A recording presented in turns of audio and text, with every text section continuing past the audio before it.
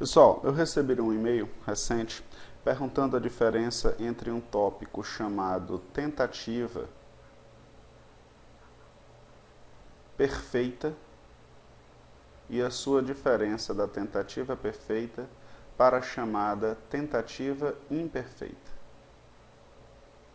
Pois bem, bora falar um pouquinho sobre isso de forma bastante sintética, considerando que essa informação é muito relevante tanto para quem vai fazer prova da OAB, como para quem vai fazer prova para o Tribunal de Justiça, tá? Vamos lá. O tema maior versa sobre o chamado iter criminis. Iter criminis.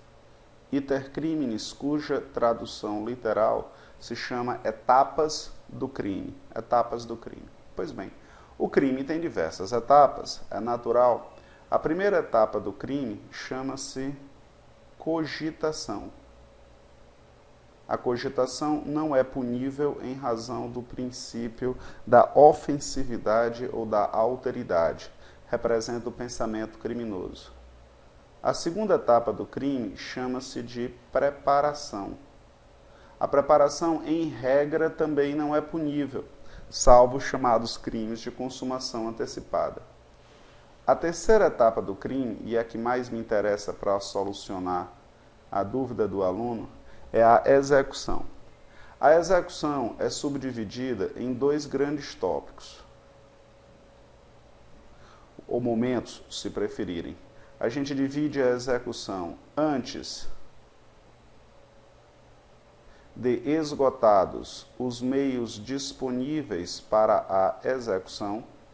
Então, antes do sujeito esgotar os meios disponíveis, antes dele fazer tudo o que poderia ter feito, e depois de esgotados os meios disponíveis para a execução.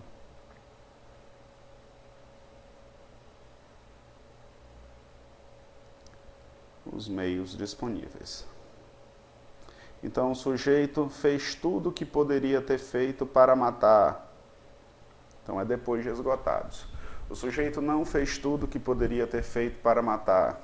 Então, é antes de esgotados. Pois bem, se o sujeito, antes de esgotados todos os meios disponíveis para execução, por uma força ou uma circunstância alheia à sua vontade, é impedido de consumar o crime, então a gente terá um instituto chamado de tentativa, vou botar aqui com letras bem vermelhinhas, tentativa imperfeita. Então, o que era tentativa imperfeita é quando o indivíduo, antes de esgotados os meios disponíveis para a execução, por uma força alheia à sua vontade, é impedido de consumar o crime. Por outro lado, se antes de esgotados os meios disponíveis para a execução, em razão de vontade própria, é o próprio criminoso que passa a agir em sentido contrário e impede a consumação do crime, então, nesse caso, a gente vai ter um instituto chamado de desistência voluntária. Observem os senhores que tanto a tentativa imperfeita quanto a desistência voluntária têm uma coisa em comum. Ambas ocorrem antes de esgotados os meios de execução. Ponto. Se diferenciando porque uma se dá por força alheia à vontade do criminoso e a outra se dá por vontade própria. Se, por outro lado, já estou aqui embaixo, hein? Se, por outro lado, depois de esgotados os meios de execução, uma força alheia à vontade do criminoso o impede de consumar o crime, então, nesse caso, eu estou diante da chamada tentativa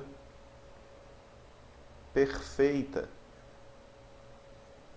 também intitulado crime falho.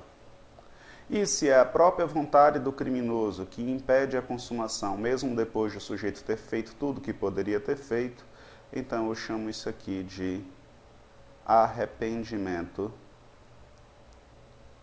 eficaz. Arrependimento eficaz.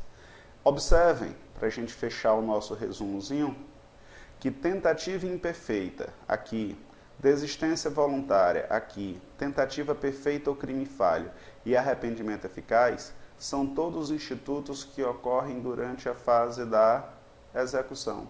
E em todos eles, a fase seguinte, que é a fase da consumação, não acontece.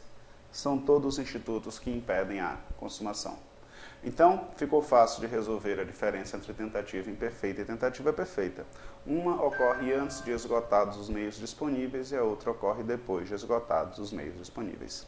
É isso, pessoal. Até a próxima oportunidade. Mais detalhes em sala de aula ou em nossos cursos virtuais. Um abração a todos.